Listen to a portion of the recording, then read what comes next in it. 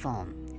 इस कहानी की शुरुआत में हमें एक बहुत ही अजीब सी जेल को दिखाया जाता है जहाँ पर बहुत ही स्वादिष्ट खाना बन रहा होता है। ऐसा लगता है जैसे जेल में आज पार्टी है, लेकिन इस जेल में हर रोज इसी तरह का खाना बनता है। इस जेल में लगभग 100 फ्लोर्स होते हैं और हर एक फ्लोर में कैदियों को उनके जुर्म के हिसाब से रखा जाता है।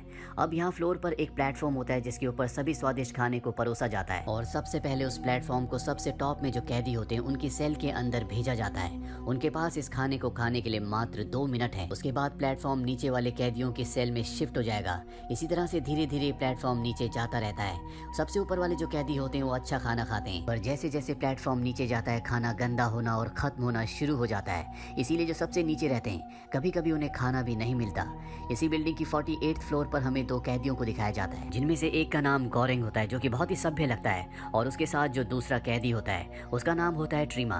दरअसल ये एक ऐसी जेल है जहाँ पर वो कैदी हैं जिन्होंने कोई भी जुर्म नहीं किया, बल्कि ये सब के सब यहाँ पर अपनी मर्जी से आए हैं, क्योंकि इन सब को कोई ना कोई ऐसी बुरी आदत है जिससे ये सब के सब निजात पाना चाहते हैं। जैसे कि गोरेंग को बहुत ज्यादा स्मोकिंग करने की आदत है और उसका जो सेलमेट है जिसका नाम ट्रीमा है उसे बहुत ज्यादा गुस्सा आता है। एक बार उसने गुस्से में ऊपर से नीचे टीवी फेंक दिया था जिससे एक आदमी की मृत्यु हो गई और अब वो इस गुस्से से निजात पाना चाहता है। ट्रीमा यहाँ पर पिछले 6 महीने से है और अब वो 6 महीने और यहाँ पर बिताना चाहता है। दरअसल यहाँ पर जब भी कोई कैदी कोई इंसान आता है तो 6 महीने के लिए आता है, जिसके बाद उसे एक सर्टिफिकेट दिया जाता है और उस सर्टिफिकेट से समाज में उस इंसान की पूरी रेपुटेशन पूरी तरह से बदल जाती है। और अभी भी ट्रीमा का गुस्सा शांत नहीं हुआ, इसीलिए उसने अपने 6 महीने और बढ़ा दिए हैं। वो गोरेंग को बताता है कि यहाँ पर तुम जितना नीचे जाओगे उतना ही तुम्हें खाना मिलना बंद हो जाएगा, और एक ऐसा लेवल भी है जहाँ पर खाना कभी नहीं पहुँचता। मैं उस लेवल पर रह चुका हूँ और उस लेवल पर जाने के बाद इंसान एक दूसरे को खाकर ही अपनी भूख मिटाते हैं। अब इनके सेल पर प्लेटफॉर्म आ जाता है जिस पर बहुत सारा खाना है, लेकिन वो खाना पूरी तरह से बिखरा हुआ होता है। ट्रीमा उस खाने पर टूट पड़ता है, लेकिन गोरेंग ऐसा नहीं करता। वो उसमें से एक सेब उठाता और उसे खाना शुरू कर देता है। प्लेटफॉर्म नीचे चला जाता है और इसके बाद इनके सेल का टेम्परेचर बढ़ना शुरू हो जाता है, क्योंकि ट्रीमा ने प्लेटफॉर्म से कुछ खाना उठा लिया था। और यहाँ पर एक रूल होता है कि अगर किसी ने भी प्लेटफॉर्म से खाना उठाया तो उसके सेल के टेम्परेचर को या तो बहुत बढ़ा दिया जाएगा या तो बहुत कम कर दिया जाएगा, और ऐसा तब तक रहेगा जब तक वो खाना वापस नहीं लौटा देता। साथ ही इस जेल में एक और रूल होता है। इस जेल में हर महीने यहाँ कैदियों को शफल किया जाता है, यानी कि ऊपर वालों को नीचे और नीचे वालों को ऊपर। इसीलिए किसी को कुछ नहीं पता होता कि अगले महीने वो कौन से सेल में कौन से फ्लोर पर जाएंगे। अब गोरेंग को यहाँ पर कुछ दिन बीत चुके हैं और अगले दिन जब प्लेटफॉर्म नीचे आता है तो उस प्लेटफॉर्म पर एक लड़की बैठी होती है। गोरेंग पूछता है कि ये कौन है। ट्रीमा बताता है इसका नाम मिहारू है और हर महीने इसी तरह से प्लेटफॉर्म पर बैठकर नीचे आती है। दरअसल ये अपने बच्चे को ढूंढ रही है जो यहीं कहीं खो गया है। अब जैसे जैसे वक्त बीतता है ट्रीमा और गोरेंग दोनों दोस्त बन जाते हैं, और एक रात को जब ये अपने सेल में सो रहे होते हैं तभी पूरी जेल में बेहोशी की गैस फैलना शुरू हो जाती है, जिसका मतलब ये है कि 1 महीना पूरा हो चुका है और अब सब कैदियों को उनकी किस्मत के हिसाब से शफल किया जाएगा, यानी कि अलग अलग लेवल्स पर भेजा जाएगा। और जब गोरेंग की आंख खुलती है तो वो देखता है कि उसे बांधा गया है, और उसे किसी और ने नहीं बल्कि उसी के सेल में ट्रीमा ने बांधा होता है, क्योंकि इस वक्त ये लेवल 171 पर होते हैं और यहाँ पर कभी भी खाना नहीं पहुँचता। ट्रीमा को डर होता है कहीं वो उसके ऊपर हमला करके उसे मारकर खा ना जाए, इसीलिए उसने अपनी सुरक्षा के लिए उसे बांधा है। लेकिन ट्रीमा ज्यादा खतरनाक है क्योंकि उसके पास एक चाकू भी है। दरअसल जब भी कोई इस जेल के अंदर आता है उसके पास एक चॉइस होती है कि वो किसी भी एक चीज को यहाँ पर ला सकता है। ट्रीमा अपने साथ चाकू लाया होता है, जबकि गोरेंग अपने साथ एक बुक को। अब यहाँ पर प्लेटफॉर्म आता है जिसमें खाना बिल्कुल भी नहीं होता, यानी कि अगले 1 महीने तक इन्हें खाना नहीं मिलेगा और इन्हें 1 महीने किसी न किसी तरह से यहाँ पर बिताना होगा। ट्रीमा गोरेंग के पास जाता और उसे कहता है कि मैं 7 दिन तक भूख को बर्दाश्त कर सकता हूँ, उसके बाद तुम ही मेरा खाना बन जाओगे। और धीरे धीरे 7 दिन भी बीत जाते हैं, जिसके बाद उसके पास अब कोई भी ऑप्शन नहीं होता। और इससे पहले कि वो गोरेंग को मारता यहाँ पर मिहारू आ जाती है जो गोरेंग को बचा लेती है और ये दोनों मिलकर ट्रीमा को मार देते हैं। और अब वे जानते हैं कि अगले 23 दिनों तक यहाँ पर खाना नहीं आएगा, लेकिन ट्रीमा के रूप में अब इनके पास खाना है जिसे खाकर ये अपने अगले पूरे महीने को यहाँ पर बिताते हैं। लेकिन गोरेंग यहाँ पर हेल्यूसिनेट करना शुरू कर देता है, उसे बार बार अपना सेल में ट्रीमा दिख रहा होता है। अब 1 महीना बीत चुका है, एक बार फिर से सबको बेहोश किया जाता है और जब गोरेंग की आंख खुलती है तो वो सेल नंबर 33 में होता है, जहाँ पर उसके साथ एक लेडी होती है जिसके पास एक डॉग भी है और इस लेडी का नाम होता है इमोगरी। गोरेंग इमोगरी को देखकर हैरान हो जाता है क्योंकि इस जेल में आने से पहले जो लेडी सबका इंटरव्यू लेती है वो यही लेडी होती है। उसे समझ नहीं आता कि वो यहाँ पर क्यों आई। वो बताती है कि मुझे बहुत ही खतरनाक बीमारी है, बहुत जल्दी मेरी मृत्यु होने वाली है, इसीलिए मैं इस जेल को एक्सपीरियंस करना चाहती थी। गोरेंग बताता है कि यहाँ पर बहुत सारी कमियां हैं, नीचे लेवल तक कभी भी खाना नहीं पहुंचता, जिस वजह से लोग एक दूसरे को मारते हैं। इस सिस्टम को बदलने की, इम्प्रूव करने की जरूरत है। इमोगरी को इस बारे में कुछ भी पता नहीं था, लेकिन अब वो दूसरे स्टाफ से बात नहीं कर सकती। लेकिन वो एक रास्ता निकालती है। जब भी इनके पास प्लेटफॉर्म आता है तो वो उसमें बहुत सारे खाने को सुरक्षित छोड़ देती है और नीचे वालों को भी ऐसे ही करने के लिए कहती है। लेकिन उसकी बात कोई नहीं मानता, क्योंकि उनसे नीचे जो लोग होते हैं वो कभी बहुत नीचे थे। उन्होंने बहुत वक्त तक बिना खाने के बिताया था और अब उन्हें जितना मन चाहे वो उतना खाना चाहते हैं। 15 दिनों तक वो इसी तरह से कोशिश करती रहती है, लेकिन जब उसकी बात कोई भी नहीं मानता तो गौरेंग अपने से नीचे वालों को कहता है कि अगर तुमने ज्यादा खाना खाया या खाने को खराब किया तो मैं ऊपर से तुम्हारे खाने में यूरिन कर दूंगा, जिससे तुम खाने को नहीं खा पाओगे।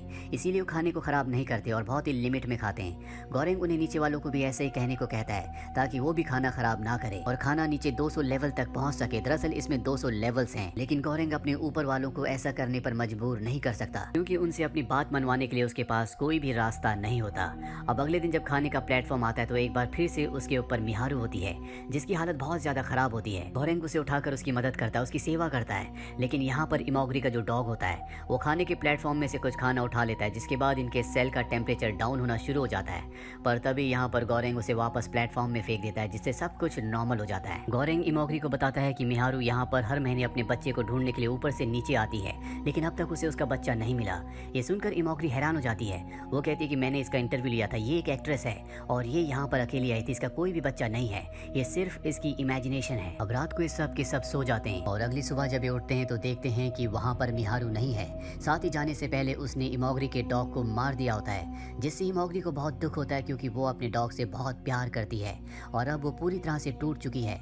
दरअसल इमोगरी को नहीं पता था कि इस पिट के अंदर, इस जेल के अंदर हालात इतने खराब हैं, लोगों को खाना नहीं मिलता, लोग एक दूसरे की जान के दुश्मन बन चुके हैं। अब इन दोनों को यहाँ पर 1 महीना बीत जाता है। एक बार फिर से यहाँ पर बेहोशी की गैस छोड़ी जाती है और जब गौरेंग उठता है तो वो देखता है कि वो लेवल 202 पर है, जबकि इमोगरी ने उसे बताया था कि यहाँ पर 200 से ज्यादा लेवल्स नहीं है।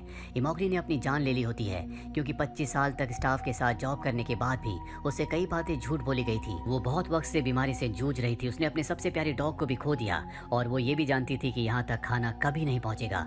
इसीलिए उसने अपनी जान ले ली होती है ताकि गौरेंग को पूरे महीने उसके रूप में खाना मिल सके। और अब गौरेंग के पास इमोगरी के रूप में खाना है। वो 1 महीना और यहाँ पर निकालता है और अगली बार जब उसकी आंखें खुलती है तो वो टॉप के यानी कि लेवल 6 पर होता है, जहाँ पर उसका सेलमेट एक ब्लैक होता है जिसका नाम बैरेट है। बैरेट दरअसल यहाँ से निकलना चाहता है, उसके पास एक रस्सी भी होती है।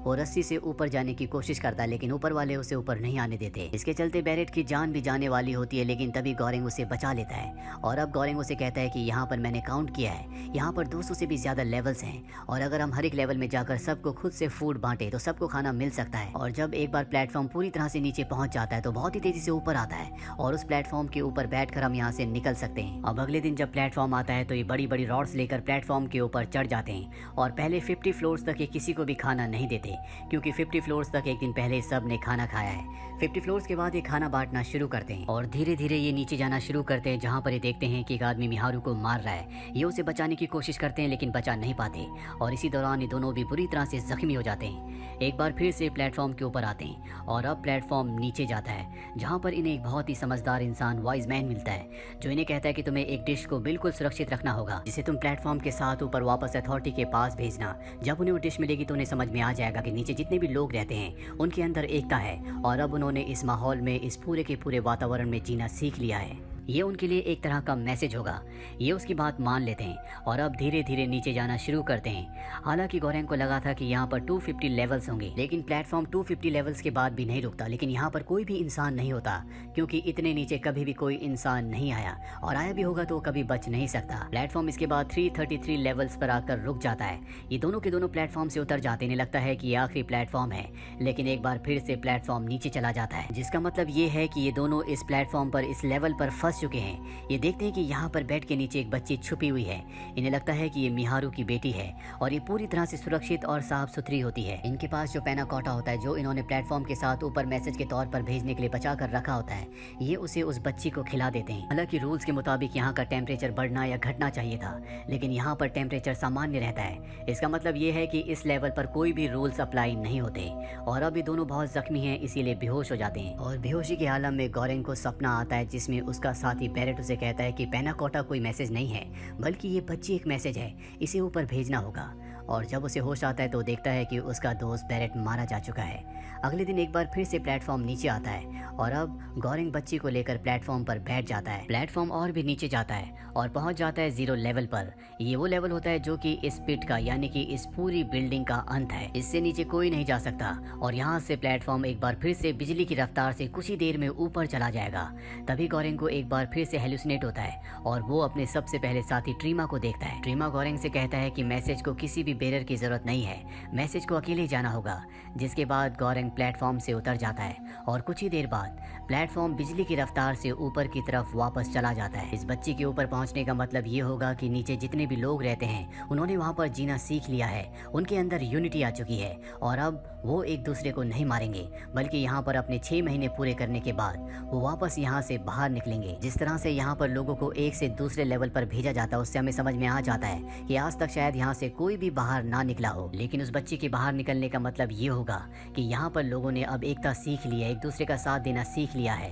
साथ ही गौरेंग जब नीचे अपने साथी के साथ खाना बांटता हुआ आ रहा था तो वो सबको ये भी संदेश दे रहा था कि हमें मिलजुल कर रहना होगा, एक दूसरे के बारे में सोचना होगा और शायद आज के बाद इस पिट के अंदर, इस बिल्डिंग के अंदर लोग कभी भी एक दूसरे को ना मारें, वो कभी भूख से ना मरें। दरअसल ये पूरी की पूरी कहानी हमारी सोसाइटी को दर्शाती है जहाँ पर जो लोग पावरफुल होते हैं, जो ऊपर रहते हैं, वो कभी भी नीचे वालों के बारे में नहीं सोचते। वो सबसे पहले अपना पेट भरते हैं। नीचे वाले चाहे जिए या मरे इससे उन्हें कोई भी फर्क नहीं पड़ता। लेकिन समाज में कुछ ऐसे लोग भी हैं जो इंसाफ के लिए, सच्चाई के लिए लड़ना चाहते हैं, जैसे गौरेंग होता है। हालांकि उसने अपनी मजबूरी में कुछ गलत काम किए लेकिन शायद ये उसकी मजबूरी थी। और अगर हम सबको भी अपनी सोसाइटी को, अपनी दुनिया को अच्छा बनाना है तो हमें अपने से नीचे वाले के बारे में हमेशा सोचना होगा ताकि ये पूरी की पूरी दुनिया एक बराबरी से चल सके। कहानी के अंत में गौरेंग वहीं नीचे उतर जाता है, जिसका मतलब ये है कि शायद वो कभी भी ऊपर ना आए, उसकी जिंदगी का यहीं पर खात्मा हो जाए। तो ये थी पूरी कहानी फिल्म द प्लेटफॉर्म की, जो हमें एक बहुत ही खूबसूरत मैसेज देती है कि हमें जिंदगी में एक दूसरे का साथ देना चाहिए, अपने से नीचे वालों के बारे में हमेशा सोचना चाहिए। उम्मीद करते हैं कि ये कहानी आपको पसंद आई होगी।